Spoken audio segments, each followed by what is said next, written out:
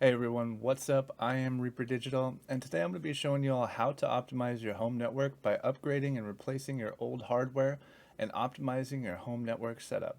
I'll also be sharing with you some tips and tricks that I've learned over the years along the way. So let's get started.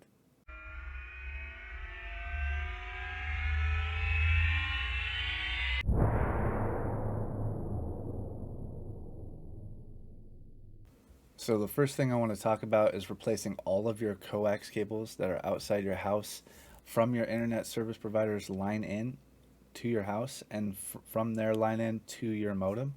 So you're going to want to replace them with quad shielded 3 gigahertz RG6 coax cable. And quad shielded just means that they have 4 layers instead of 3 or 2 like duo or tri shield cable.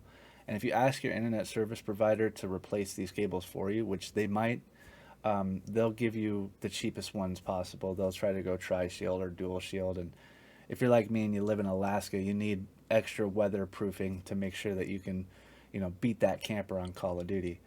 But quad shield is what you want to use. And 3 gigahertz is how high the frequency of the cable can go. And this is good if you have satellite TV or satellite internet. And it covers all of the ranges of internets as well. So it works great for my DLS cable internet. And so yeah, it's just best to get the 3 gigahertz because it covers all bases and it works great and it has a high speed. So the RG6 of the cable just means how thick the gauge of the wire is. And if you go any higher gauge, then it just makes it harder to bend and you'll get little performance or insulation factor out of it. So definitely just go with RG6. Also, try to stick below 100 feet of coax cable because the longer over 100 feet of cable you get, the weaker and weaker your signal will be to your modem. So you want to definitely try to minimize the amount of cable you're using. But this has been the best cable that I've used overall. You're also going to want to try to minimize the amount of coax splitters you use in your line in to your network because each time you have a coax splitter, it's going to cut your signal strength to your modem in half. So try to have one line come in all the way to your modem if you can. All right, so this is my line in from my internet service provider, the thick one leading into my actual coax cable. I had to get a female to female coax adapter because I got rid of a splitter here that used to be there. But right in between there, there is a Moca filter. It's the bigger metal piece there. And those are going to stop unwanted signals from other internets near you on your lines. So make sure you have a Moca filter. MOCA is how you spell it. Now, the next thing you're going to want to do to improve and upgrade and future proof your home network is to replace all of your old Ethernet cables. These could be Cat 5 or Cat 6E and stuff like that. Um, the higher cats you go up, so Cat 8 being the highest, the faster the cable actually is and the higher data it can transmit. I do recommend just going with Cat 8. They're not too much more expensive, but they are top of the line, and that'll future proof your Ethernet cables and home network further by providing up to 40 gigabytes per second through the data. Now, in order to get that, though, you're going to have the internet plan through your internet service provider that gets you the highest internet. So for me, that's 2 gigabytes per second. Like I said, I live in Alaska, and we live out in the bush, that's for sure. So 2 gigabytes per second download is pretty dang good. But this is definitely what you're going to want to go with if you're looking at replacing your Ethernet cables. Now, you're going to want to replace all your Ethernet cables, the ones that connect from your modem to your router, and then the ones that connect from your router to all of your different devices. Now, you also want to refrain from using Ethernet hubs or Ethernet switches, and these basically connect from your router to the hub, and the hub allows for more ports so you can connect to devices. And the reason why I say that is because when you use a hub like that, it limits your download and upload speed, even if they promote that that hub uses and can go up to 1 gigabyte per second. They're pretty much lying to you because it's not set up that way. And so basically, if you do need a hub, an Ethernet hub to provide more wired connections to your devices, then you're going to want to get a smart managed hub. That way you can sign into it, unlike the unmanaged hubs. the Smart Managed Hub, you can sign into it and tell each port to allocate up to the 1 gigabytes per second that they provide. Or if you get a faster one, you can actually tell it to go up to the max speed. Because by default, the ones that I used to get, the managed and the unmanaged, they wouldn't provide up to a gigabyte per second. And so I had to get a smart managed one to be able to sign into it and tell it to use up to a gigabyte per second. And that fixed my problem where my PCs weren't getting up to the gigabyte per second that the download speed is that I have through my system. But yeah, so basically make sure you get a managed one and not an unmanaged one. And that's only if you need more wired connections to your devices.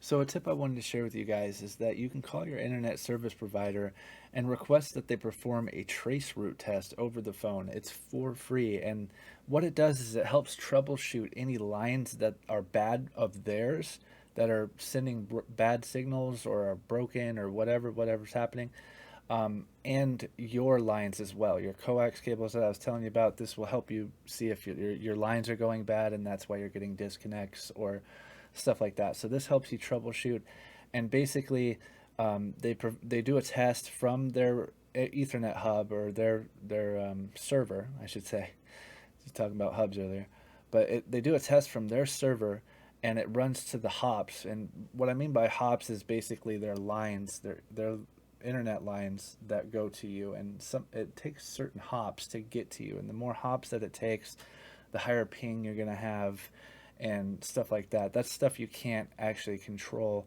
It's just that they're going to be testing the lines in between each hop all the way to your house, and it'll tell them with that trace route test which hop and which line is being bad, or if it's one of your lines that are acting up. So the next tip I wanted to share with you guys is that you should reset your router and modem by unplugging it off the wall and letting it power down for 3 to 5 minutes every once or twice a month. This will actually just help clean out old cache files in your modem and router that might be slowing you down or adding more latency to your internet connection. And this is just good to do to reset if you update your firmware to your router and stuff like that. And the next tip I'm going to show you guys how to actually sign into your router and update its firmware. And for me, like, this is my layout of the GTA X11000. This is the router I have. This is my layout for the interface. And under administration, you're going to want to go to firmware upgrade and actually update the version of the router. So this will improve performance, increase security, and fix any interface or bugs that it has, and just overall improve your router and your internet connection. Alright, so the first step in logging into your router to update its router firmware software is to figure out the default gateway or the IP address of that router. So what you're going to want to do is, on your PC, make sure that you're connected to the internet through your router and your device is connected to the router, and then click on the start menu icon down here, type in CMD for command prompt, and make sure you hit run as administrator, hit yes, and then we're going to type in IP config, hit enter, and what we're looking for is the default gateway numbers, so we'll write that down so you remember it. And you can type this in any web browser, Microsoft Edge, Google, Firefox. For me, I'm using Edge, up in the address bar up here. So you type those numbers that we just figured out what they were, and it will pop up a interface. And in order for you guys, if this is your first time signing into it, in order to figure out what the username and password is of your device, it's basically on the bottom of your device. You just flip it upside down or on the back, and it'll have a white tag, and it'll tell you what your username and your password is. So you just type in your password and your username.